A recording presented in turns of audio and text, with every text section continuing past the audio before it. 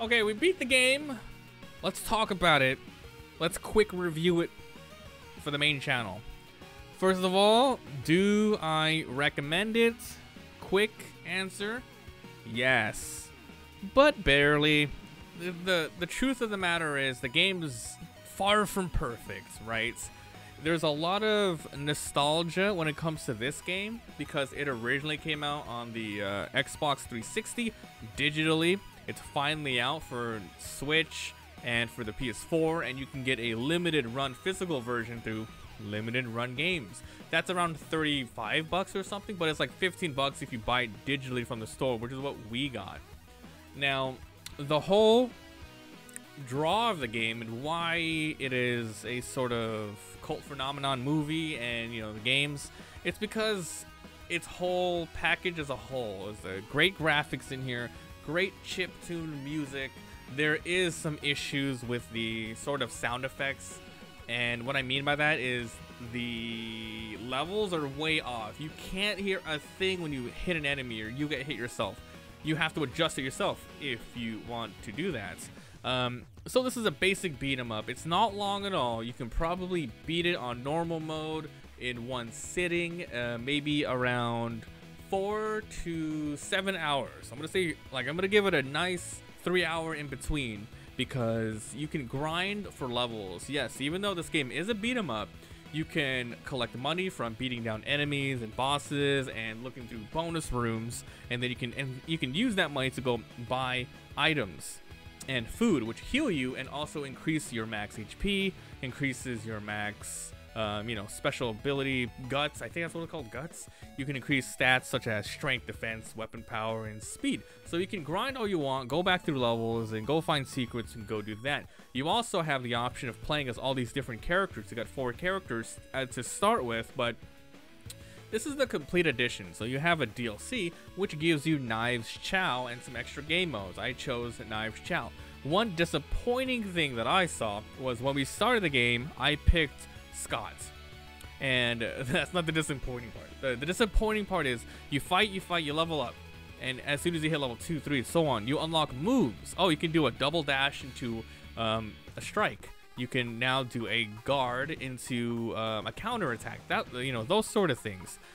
The same level on Scott where I got the abilities is the same as when I got it on Chau.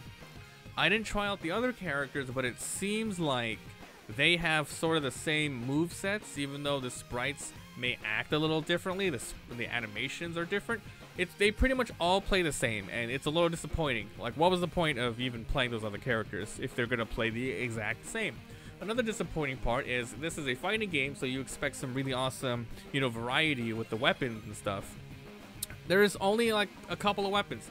There's like 3 weapon archetypes. There's a small weapon like a bottle or a cup that you can throw, which doesn't do that much damage. And then there is big heavy weapons where you lift it over your head and you simply smack an enemy with it and you can throw it. And then there's the handheld weapons like a bat, a samurai sword, where you do nothing but the same animation. So with the weapon, it's kind of crappy. And being as a beat 'em up, you know, you expect it to be some sort of arcadey like, and it is. But honestly, if you don't even know this IP and you're not a fan of the movies or the comics, I don't recommend it then. But if you want to play a game which that you passed up back in the day, yeah, this is fine. But honestly, if you're just looking for a beat 'em up, go play the latest Streets of Rage. I think it's Streets of Rage 4. I played it and beat it on stream. It's a really good game. But honestly, this one, it's all presentation. The package and the music and graphics are nice.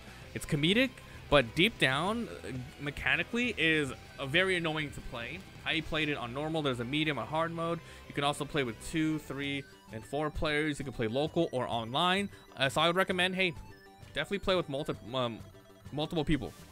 But it's not that long of a game, unless you guys want to play hard mode and maybe unlock all the things for the characters. There's like a secret shop you can go to, which gives you better things to buy, but at the end of the day, you can still grind better items and stats from just the basic shop, so you don't need to unlock the other one, you know. So yeah, Scott Pilgrim vs. the World, you know, I'm glad I revisited it because I did play it back in the day, but I didn't finish it on the 360. And I now know why. I probably got bored and dropped it. But yeah. Yeah, you were right, man. The credits were really long. Really long. So yeah, it's not a bad game, but it's barely a recommendation. Barely recommendatable. Is that the... I can barely recommend it. That's what I'm trying to say. If you're a fan, get it. If you're not, maybe try another beat 'em up. That's what I want to say. So now that we completed it, we'll go ahead and see if there's any more DLC stuff. We can go do some extra modes. But yeah, that's it for the review. Let me look it up. Who's going? Goodbye, streamer.